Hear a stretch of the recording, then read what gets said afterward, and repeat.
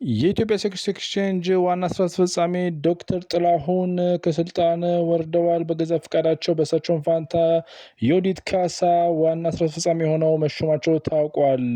ይህንን ሹመት ያጸደቀው የሴክስ ቦርድ ሲሆን የዶክተር ጥላሁን ከቦታው መነሳትም በጣም በማይጠበቅ ሁኔታ ሲሆን ነገር ግን በሚገባ መልኩ በካምፓኒው ላይ በኢትዮጵያ ሴኩሪቲስ ኤክስቼንጅ ላይ ትልቅ ልምድ ባላት ዮዲት ካሳ መተካቱም የኢትዮጵያ ሴኩሪቲስ ኤክስቼንጅ ቀጣይነት ያለው ጉዞ እንዲኖረው ያስችላል ተብሎ ይታመናል።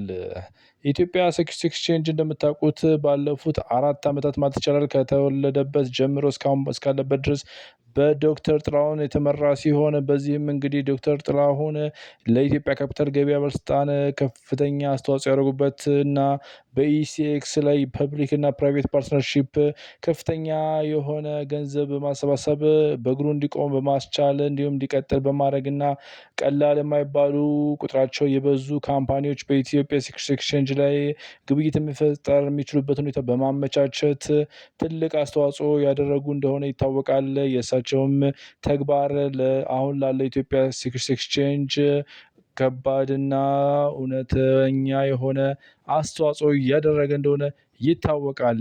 ይህም እንግዲህ በአሁኑ ሰዓት በዮዲት ካሳ ተተክቶ በሳቸው በኩልም የበለጠ የተጀመሩ ስራዎች በቀጣይነት እንዲቀጥሉ ተደርገው የበለጠ ስራዎች እንደሚካሄዱ ይጠበቃል።